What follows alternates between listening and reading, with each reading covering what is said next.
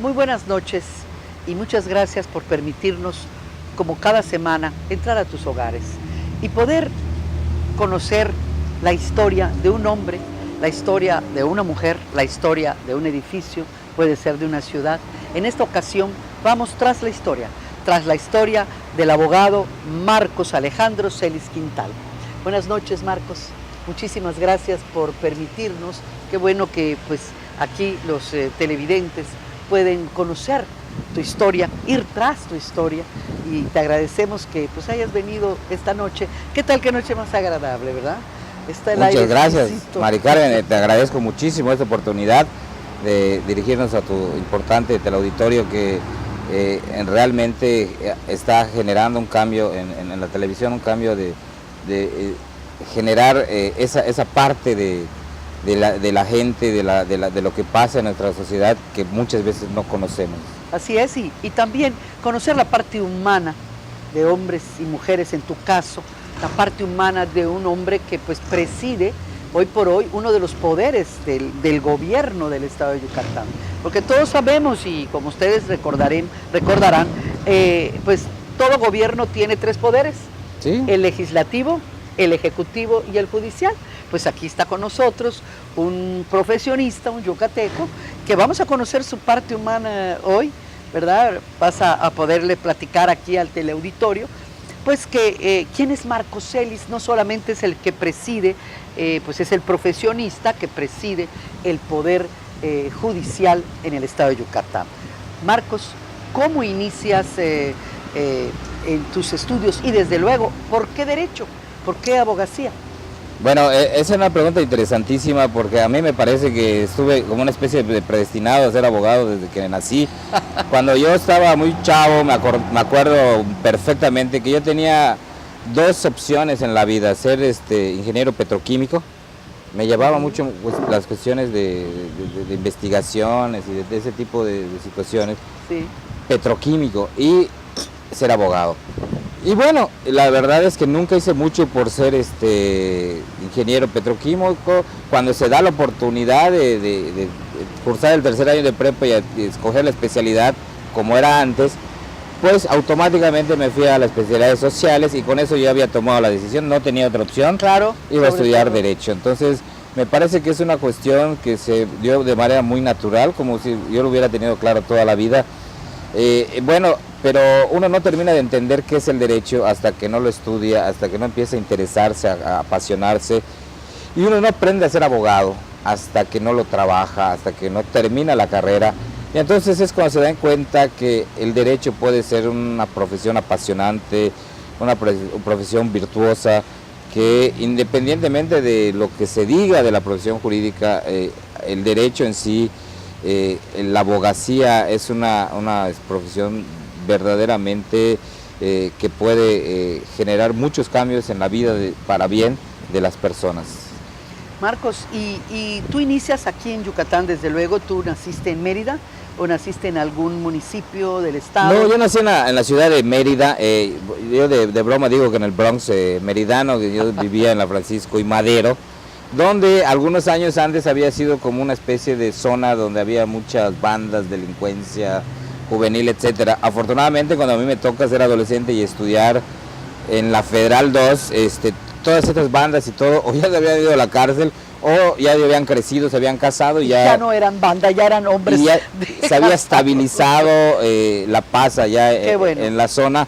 Pero bueno, era una zona poniente de la ciudad, pero cuando realmente humilde, ¿no? Y sobre todo, Marcos, cuando se le da la oportunidad a los jóvenes, a las familias de trabajadores, que estos jóvenes tengan la oportunidad de estudiar en esto, que tengan el deporte allá alrededor de sus colonias, es importantísimo eso, definitivamente. Creo que eso les marcó mucho a tu generación, ¿no? Por supuesto. Que tuvieron la oportunidad de estudiar y de desarrollarse. Por supuesto. Bueno, hablando de generación, yo nazco entre el 2 de octubre y las Olimpiadas, entonces... No dices el año, cuida su edad aquí, bueno, el abogado. Pues, ya no tiene caso. La fecha del año no ya todo lo sabe, ¿no? Pero bueno, ya digo que ya no me cuesta el primer hervor. Pero bueno, lo que sucede es que yo nazco en un hogar humilde, Claro. donde mi padre era mesero, mi madre pues trabajaba en la casa, pero trabajaba de verdad, no solamente atendiendo a nosotros, sino también hacía postres y pasteles. Para ayudar a la economía. Deliciosos, por cierto, para generar ingresos. Muy orgulloso de eso. Sí, por supuesto que me siento orgulloso. Yo siento que estos hombres y mujeres que se han hecho a base de trabajo. El otro día igual que entrevisté a una joven abogada que estudió también en colegio de gobierno, colegios oficiales, y las ves cómo se desarrollan. Para mí es, de veras, te admiro más, pues. Te admiro más, bueno, es admirable. Te agradezco, pero bueno, la vida también te genera coyunturas que te permiten también tener oportunidades que no hubieras tenido en otras circunstancias. A mí yo estudié en escuelas públicas, todas, hasta después que terminé la carrera pude estudiar en una universidad particular. Pero bueno, si no hubiera ese esquema de educación pública, a lo mejor yo no tendría ahorita la oportunidad, claro, de haber sido profesionista y de, obviamente, entonces eres egresado de la UADY. Con base en eso tomar un curso ¿Eres público. Egresado de la Universidad de Yucatán? Sí, efectivamente, yo estudié en escuelas públicas y la universidad la estudié en la Universidad Autónoma de Yucatán, ya en el nuevo edificio ahí en Pacaptún. Allá en Pacaptún, claro. Que no me tocó el edificio central, que era precioso. Y no solamente eso, era un ambiente fantástico. Y también de repente se armaban ahí los golpes. No, olvídate, son otras generaciones anteriores a la mía, pero conozco las historias y son historias verdaderas de lo que es la idiosincrasia, de lo que es hombres que se forjaron, ¿verdad?, en esa época. Pero estamos hablando de ti. Marcos, entonces tú inicias en Derecho, ¿y cómo empiezas a trabajar? ¿Cómo, al terminar tus estudios, dónde empiezas y dónde inicias tu carrera? Pues ahora que estás ya en el Poder Judicial. Bueno, yo durante la carrera y una parte un poquito después trabajé en la profesión jurídica. Yo litigué en los primeros años de mi formación profesional en un despacho de un amigo que de alguna manera pues fue una especie de mentor en términos jurídicos. No le voy a decir el nombre para no hacerle publicidad a su despacho, pero bueno, era de unas generaciones adelante de la nuestra. Y que pague anuncios en Comuniqué, encantada de la vida, le podemos ir a vender. Le mandamos la factura, ¿no? Claro, no hay ningún problema. Entonces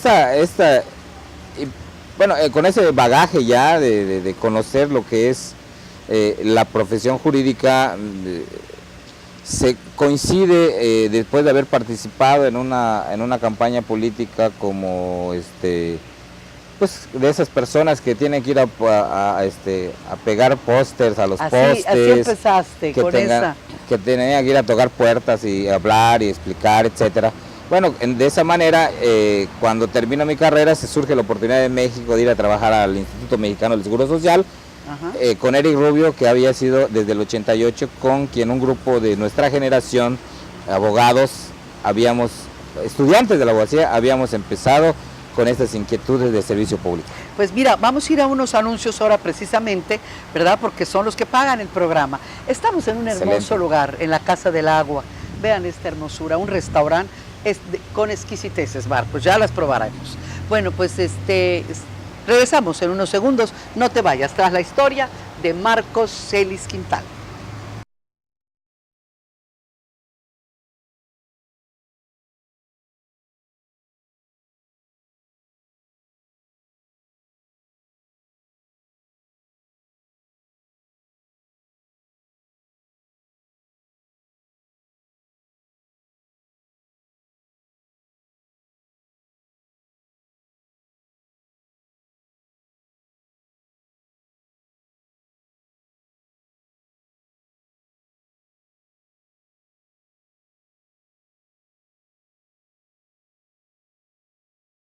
Pues ya estamos otra vez aquí tras la historia de Marcos Celis Quintal, presidente del Tribunal Superior de Justicia del Estado de Yucatán. Marcos, estábamos hablando de cómo iniciaste. Bueno, entonces tú te vas al Seguro Social, regresas a Yucatán y sigues, yo me acuerdo que hasta dabas asesorías y apoyabas, dabas clase, ¿no?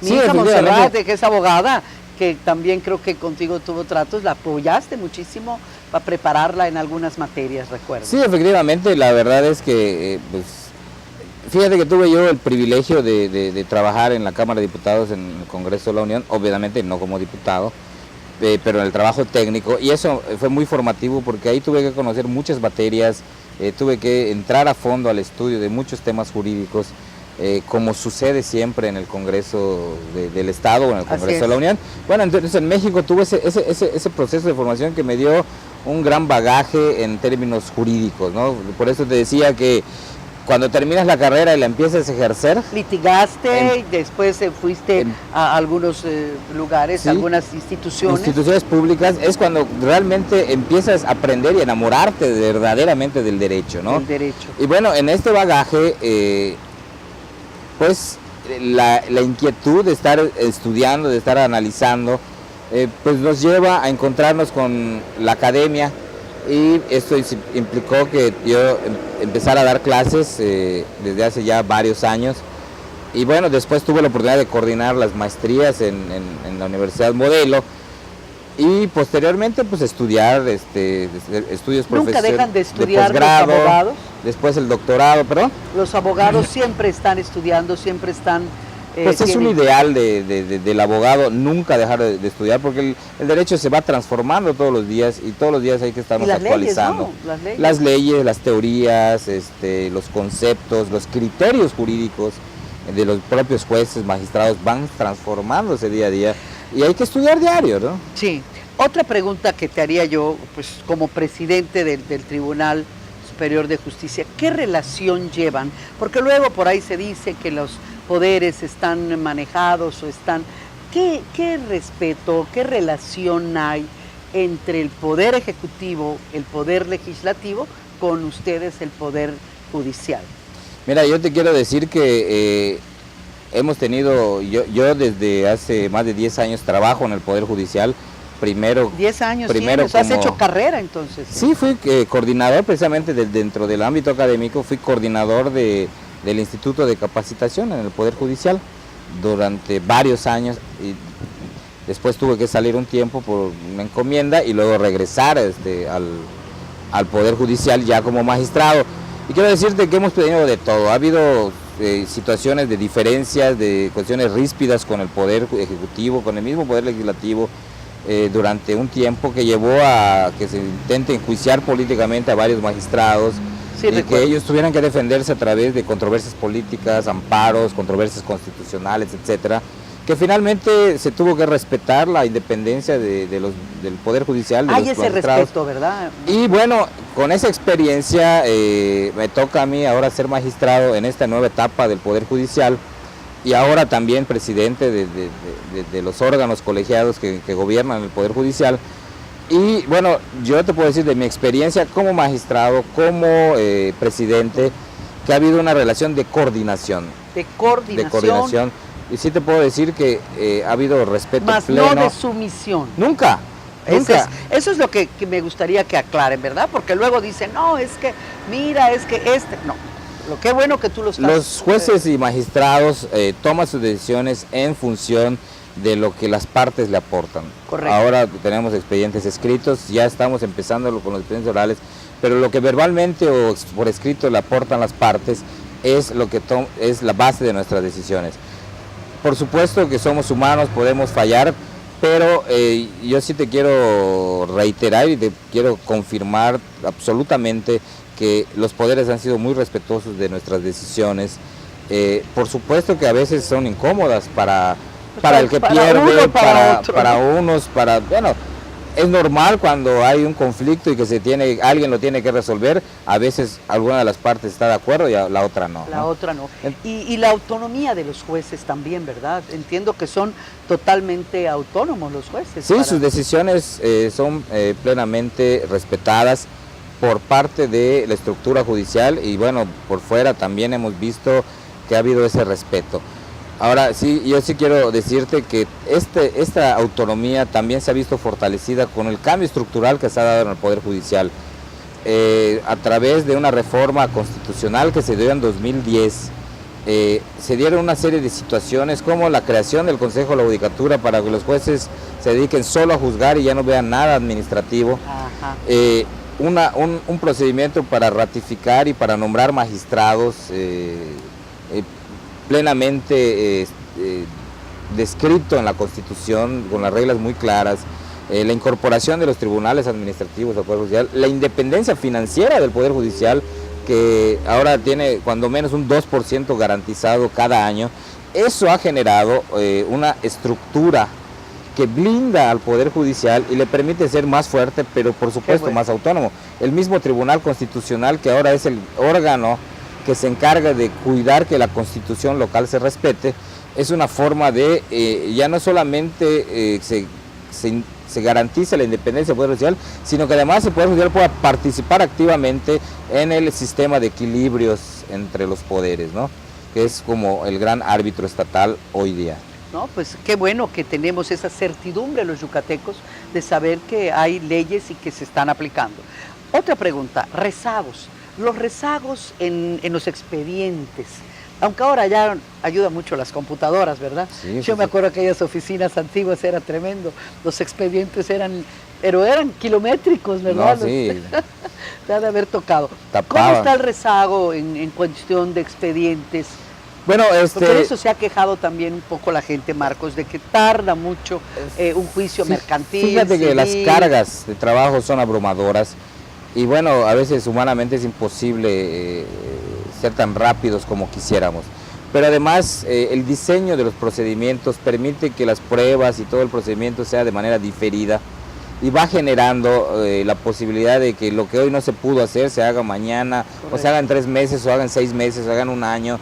Y eso va generando rezagos que se va acumulando además a todo lo que se incorpora, a todo lo nuevo, y va generando cargas de trabajo. Nosotros hemos sido muy cuidadosos de no dejarnos ganar por ese aumento de las cargas de trabajo. La población crece, los asuntos los magistrados son más. ya son más, ¿verdad? Precisamente por eso crece el número de magistrados, de 6 pasan a ser 11. Por eso crece el número de salas en el Tribunal Superior, por eso hemos creado más juzgados. Pero sin embargo, es cierto que todavía hay mucho por hacer y yo creo que el gran reto es que podamos generar todavía un mayor número de jueces, que sean muchos más jueces de los que ahora hay y que tengan menos personal para que el trámite sea menos burocratizado. Sea más ágil. Mucho más ágil, más directo, ágil, más simple, pero sobre todo un nuevo procedimiento para que a través de la oralidad los juicios sean más directos, más simples, más rápidos. Fantástico. Pero ahorita continuamos con este tema, nos vamos a unos anuncios de los patrocinadores y regresamos en unos segundos. No te vayas, estás tras la historia del presidente del Tribunal Superior de Justicia de Yucatán, Marcos Celis Quintana.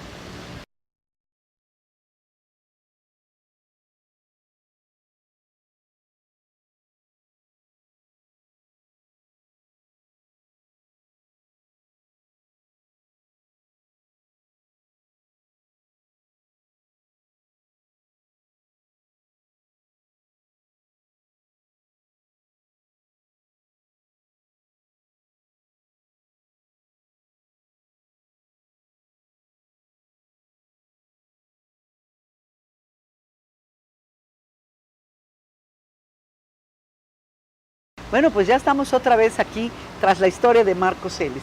Marcos, para cerrar esta pregunta sobre el trabajo que se está haciendo y que tú pues estás presidiendo, es un colegiado, ¿verdad? Sí, son 2 órganos colegiados que conducen al Poder Judicial. ¿Por qué 2? Porque hay un área administrativa, una instancia que es el Consejo de la Judicatura, especializada en administración, que también le permite a la Constitución nombrar jueces, preparar la carrera judicial y conducirla, etcétera, y el Tribunal Superior de Justicia, que es el órgano máximo del Poder Judicial, que toma decisiones macro, pero que además ellos también juzgan, ¿no? Como si fueran jueces, pero en la revisión del trabajo de los propios jueces de primera instancia.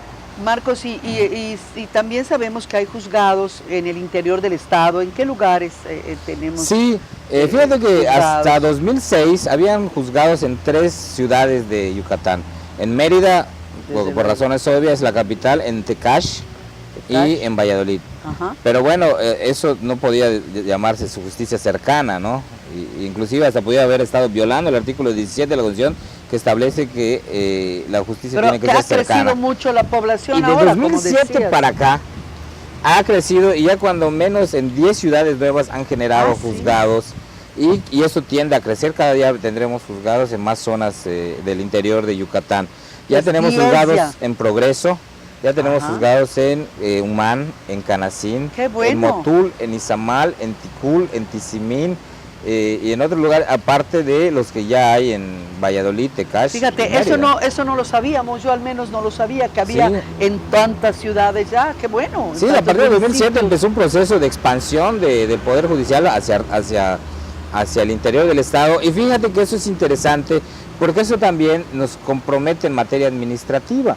Si ya tenemos juzgados en varias zonas de Yucatán, vamos a tener que empezar a regionalizar también la administración, y ya pronto tendremos que tener oficinas regionales Fíjate. de administración que dependerán del Consejo de la Judicatura para poder proveer de manera pronta, rápida los servicios expedita, porque si y no los es- recursos materiales que necesitan los juzgados, para que no tengan que estarse preocupando por las cuestiones administrativas y se dediquen plenamente a juzgar. Así es. Bueno, Marcos, pues de veras que es un trabajo y te felicito. Claro, como tú bien dijiste, ha sido un trabajo de todo un grupo de gente el que te antecedió, Ángel Prieto, que Por también supuesto. lo tuvimos en el programa El Parlamento. Pues conocemos a hombres y mujeres que han dedicado su vida, muchos años que están ahí laborando en el Poder Judicial, que han hecho una gran carrera. Pues a todos les mando muchos saludos porque son gente muy respetable y han hecho un magnífico trabajo. Pero Marcos Celis, ¿qué espera ahora? ¿Cuánto tiempo dura el periodo de la presidencia? ¿Hay algún Sí, tiempo? el periodo dura 4 años, ya llevamos 1 año y 2 meses en el cargo. Apenas. Nos no, faltan no. poco menos de 3. En 3 años te preguntaré qué va a hacer ahora Marcos Celis. Y ¿no? hay una posibilidad de que sea ratificado por 4 años más. Bueno, Fíjate. eso ni siquiera pasa por mi mente, ni quiero hablar de ello por ahora. ¿Por qué te falta todavía Porque 3 bueno, años? hay mucho que hacer en este periodo de 3 años que nos queda. Hay que cambiar el rostro de la justicia para hacerla más cercana, más directa. Más cercana. No porque sea mala justicia, los trabajos que hacen los jueces, los magistrados, el personal, los funcionarios judiciales, es un trabajo titánico, es un trabajo esforzado, pero además es un trabajo de calidad. Lo que hay que hacer es transformar los procesos, transformar el diseño de las reglas de los juicios para que podamos hacerla de mejor calidad y hacerla más rápida. No es un problema de calidad de las personas, es un problema de diseño procesal. Si logramos hacerlo, vamos a tener una justicia mucho más cercana, mucho más pronta, mucho más eficiente. Y bueno, en eso estamos empeñados, ¿no? Y si los juicios son más rápidos, si la información y los juicios son más cercanos a la gente, y si son más humanos y de mejor calidad, con eso me daré por bien servido, y bueno, yo ya podré regresar a mi función directa de impartir justicia. Pero acabas de decir algo que al principio tocamos, humano. Muchas veces yo veo con la actitud de un profesionista, o ya sea un abogado, un médico o X, ¿no? Se ponen como que una tabla, algo, y se suben a aquel pedestal, y muchas veces pues como que se alejan un poco de ser más humanos a la hora de ver, porque ustedes ven también cosas muy dolorosas. Sí, yo digo que cada caso es una tragedia. Cada caso es un problema, es una tragedia. Entonces, sin perder eso, muchas veces yo he visto esa frialdad en los juzgados que hay. Obviamente no dependen de ustedes, sino de la Procuraduría, que no son juzgados, son las mesas donde va la gente a levantar Las una agencias. denuncia, y ves esa frialdad para tratar a la gente. Tal vez están acostumbrados a escuchar que me robaron un pavo, pero que me robaron esto, lo otro, pero ahora desgraciadamente ya no hay ese tipo de problemas caseros, vamos a llamarles. Hay problemas en los cuales son mucho más dolorosos.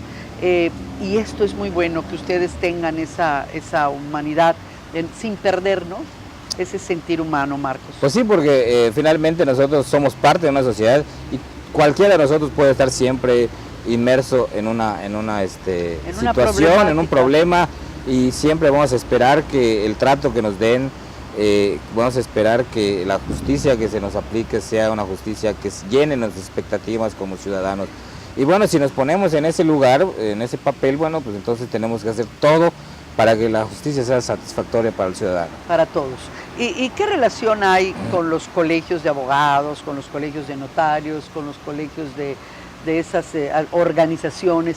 ¿Tienen ustedes relación con estas cámaras, con estos colegios o como les llamen? Sí, normalmente hay un diálogo constante, hay un diálogo permanente. Hemos hecho inclusive muchas acciones conjuntas. A mí me ha tocado estar en los colegios, está el Colegio de Abogados, la Academia de Licenciados en Derecho, la Unión de Profesionistas del Derecho, bueno, una serie de instituciones profesionales del derecho, de agrupaciones.